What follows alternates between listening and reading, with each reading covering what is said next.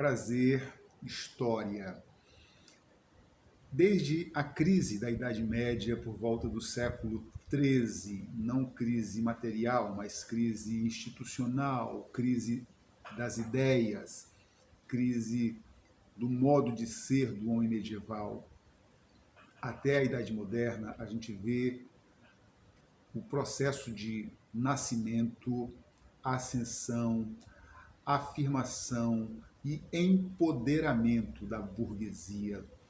A burguesia deixa de ser uma classe marginal, alojada nas periferias das vilas, que dependia de feiras dominicais e de rotas de uma para outra feira, para se tornar uma classe poderosa, capaz de associar-se à realeza e eliminar a nobreza enquanto gestora dos rumos da sociedade. A burguesia, naquele momento, acaba construindo o absolutismo. Por que isso acontece? Porque a burguesia não quer mais ser mandada pelos senhores feudais. Ela quer liberdade, mas, ao mesmo tempo, ela não quer ter as responsabilidades que os senhores feudais tinham, com segurança, proteção, justiça.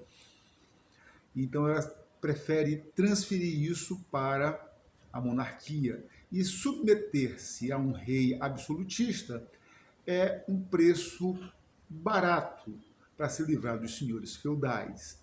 Ainda que este rei absolutista levasse consigo essa nobreza feudal para os seus palácios, ou pelo menos parte dela.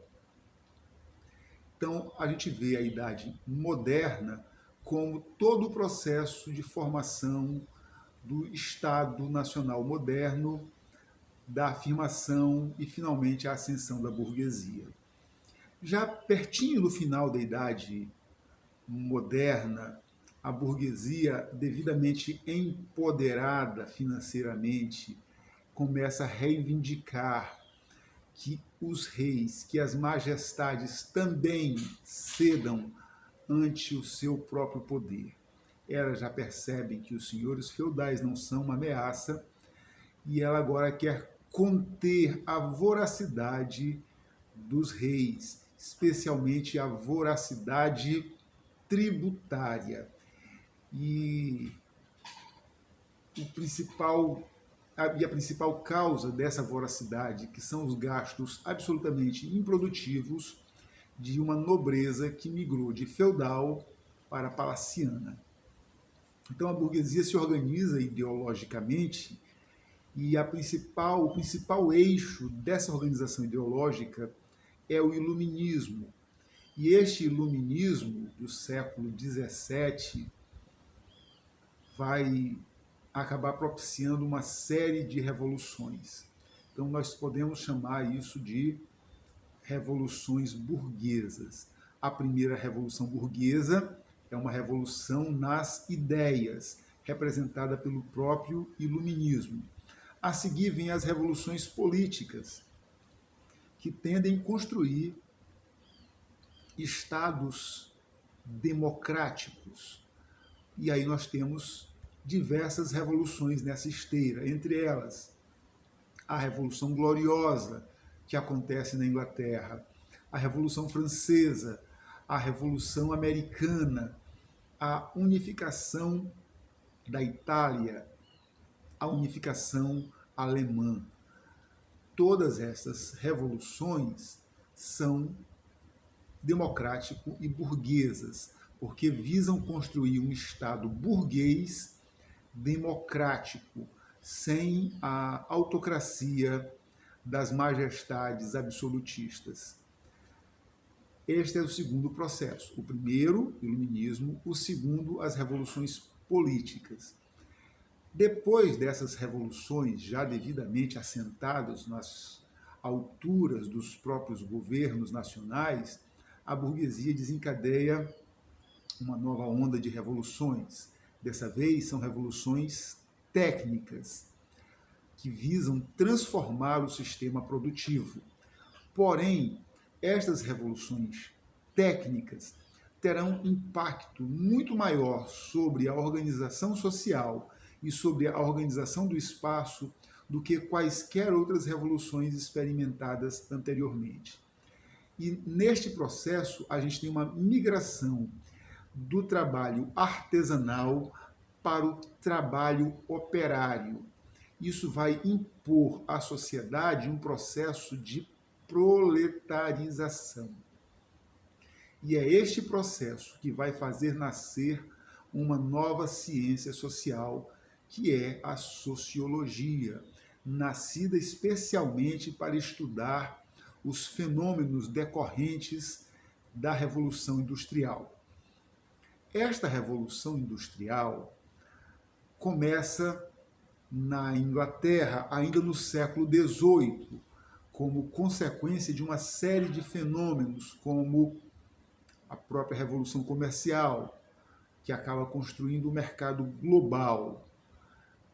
Começa na Inglaterra, também como consequência desta mesma, outro viés dessa mesma expansão mercantilista, que foi a acumulação primitiva de capitais.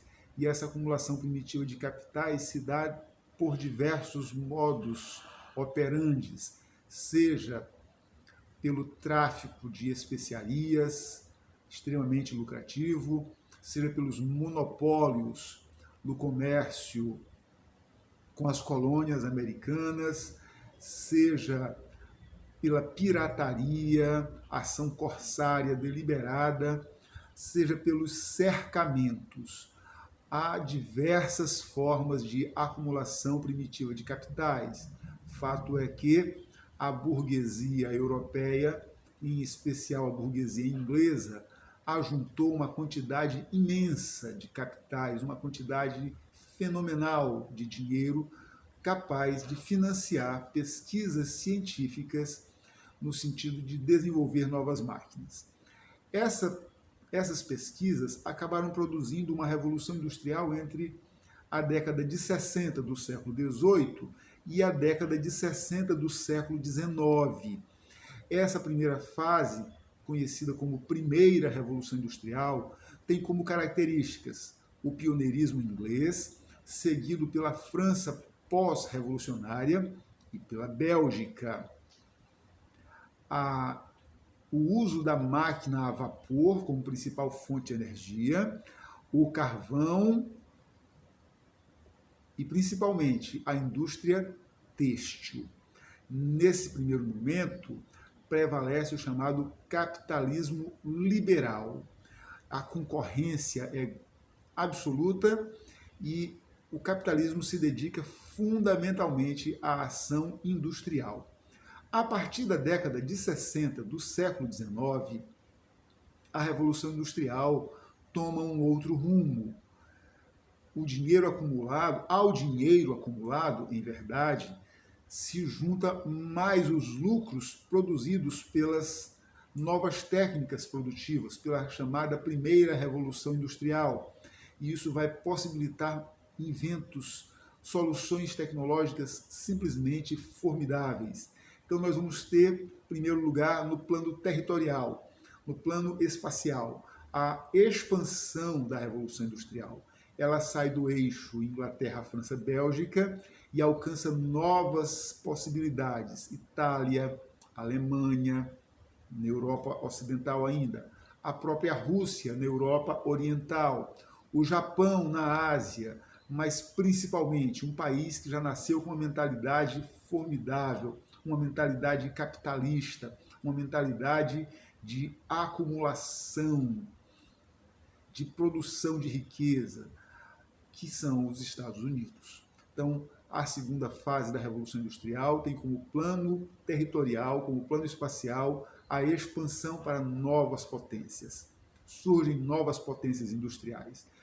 As primeiras técnicas fundamentadas no carvão, no ferro e no vapor são substituídas agora pelo aço, pelo petróleo, pelo motor de combustão interna, pela eletricidade, pela velocidade nas comunicações e transportes, navios cada vez mais rápidos, o trem, o automóvel, o avião, tudo é inventado em razão da velocidade de transporte, da velocidade de circulação de mercadorias.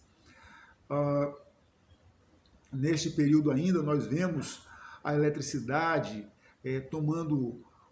dando um novo padrão à produção. Até então, a produção estava limitada ao dia solar. Né? Então, em algumas regiões da Europa, em algumas épocas do ano, o dia começa às 5 da manhã e acaba às 5 da tarde. Em outras épocas do ano, o dia começa às 8h30 da manhã e acaba às 4 da tarde, porque o sol se punha muito cedo, dependendo do solstício. Agora, com a eletricidade, não. Você é senhor do tempo.